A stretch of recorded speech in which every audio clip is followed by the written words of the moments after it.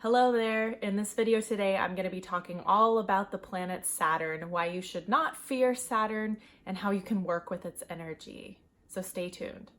If you like videos on Vedic Astrology, Ayurveda, and other things from the Indian sphere, please subscribe to my channel below and click the bell so that you get first notice when new videos come out. So let's talk about the planet Saturn. In many parts of the world where people focus on Vedic astrology, they fear the planet Saturn because Saturn's associated with our karmas and the karmas that we have to live through in this lifetime. It's also associated with fun subjects like responsibility, discipline, and focus. And our culture is not super fond of those concepts.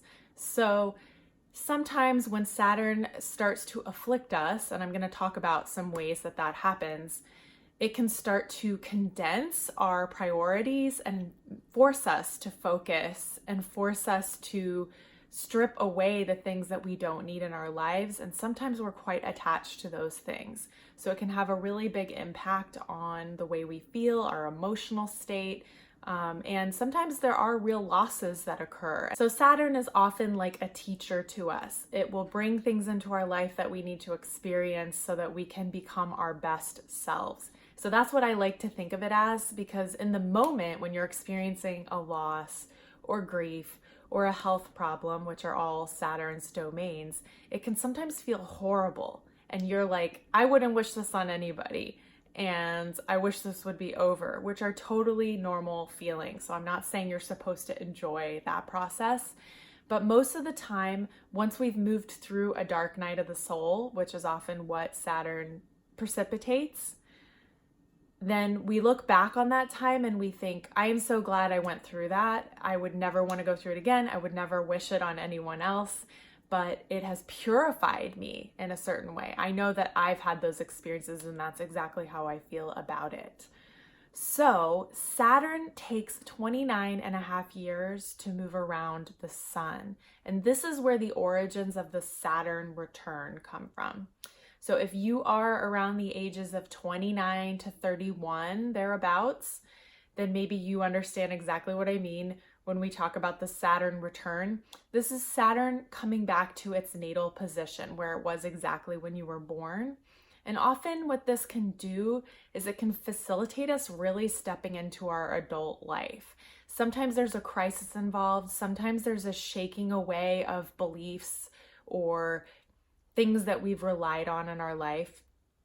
And this can be really painful, and it can require us to really level up about what we're here to do on this plane and what we want from our life, and get really clear about our purpose and step into it, which can be really actually exciting after the fact.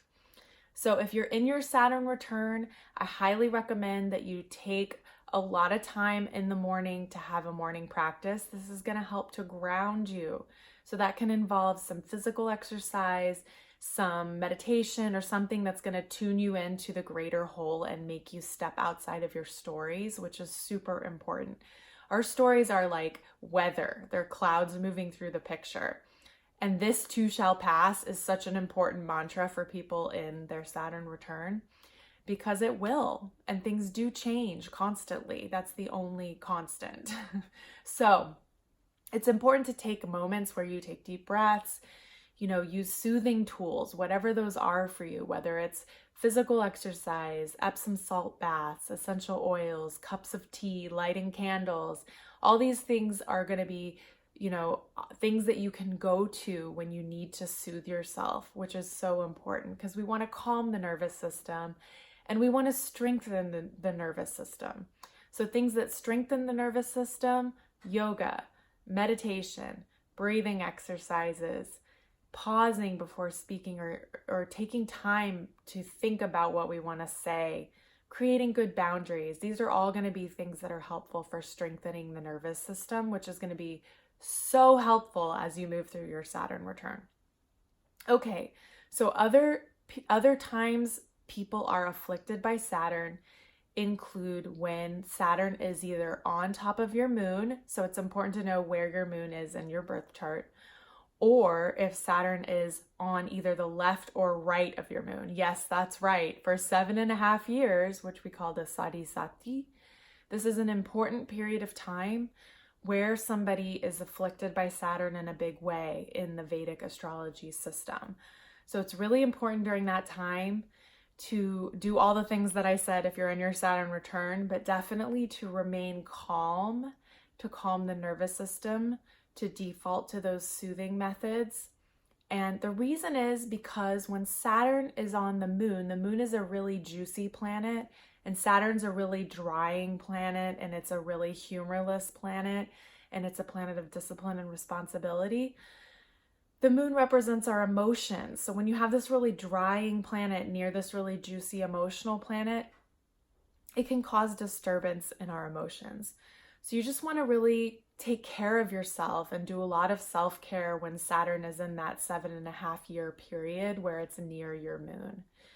Another way that Saturn can afflict us is during a dasha period. So in Vedic astrology, we have a 120-year cycle where we're each individually placed based on where our moon is when we're born. For the most part, we live to be about 85 years old, so there's a pretty good chance that you'll live through a major Saturn period. And there are also what's called a bhukti, which is a secondary period. So when you're in the primary period of a planet, you go through cycles of secondary periods. So everyone at some point, most likely, is going to be affected at least by a Saturn bhukti. So this just means that Saturn, wherever it sits in your chart, whatever house it's in, it will be activated.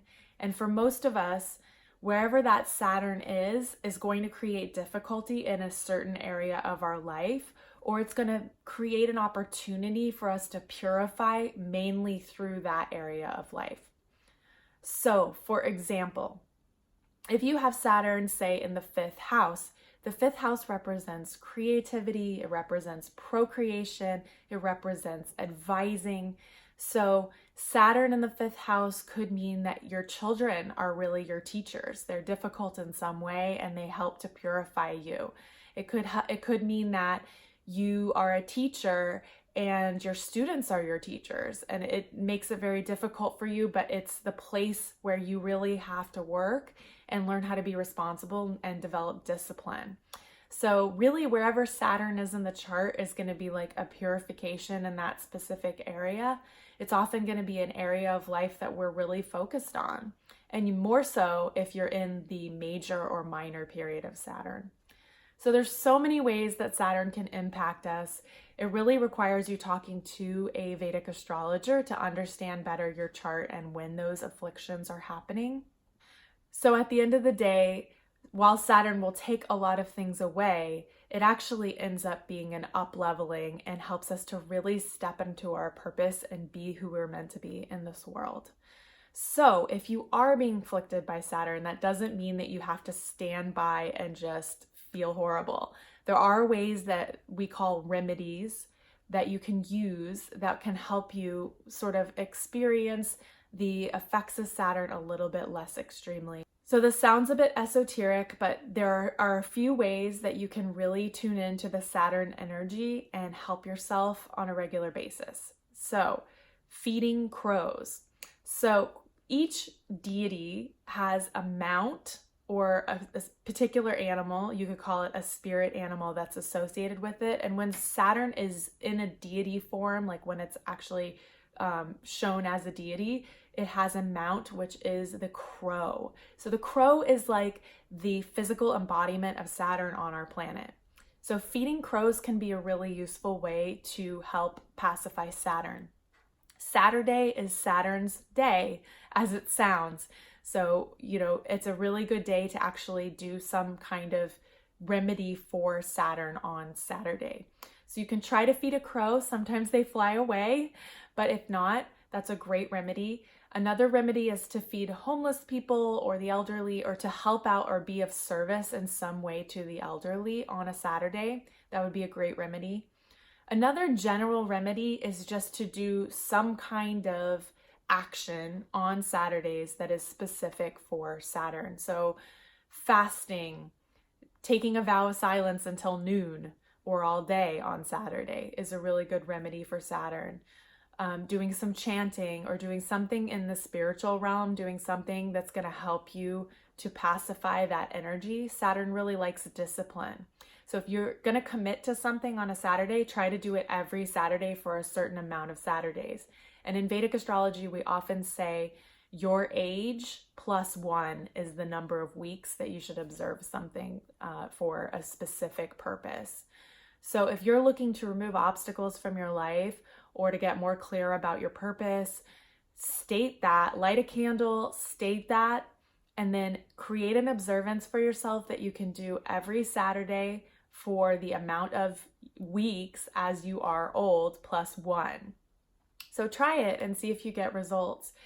At some point in our life, we are all impacted by Saturn. Saturn is the planet of experience, like I said, but it's not to be feared. It's actually an opportunity for us to really transform our lives. So if we think of it that way, if we hold that intention, it's going to feel a lot easier, even though we're going through hard times. So I hope this is a helpful video to you. I hope these remedies help you. I hope you're not too afflicted by Saturn.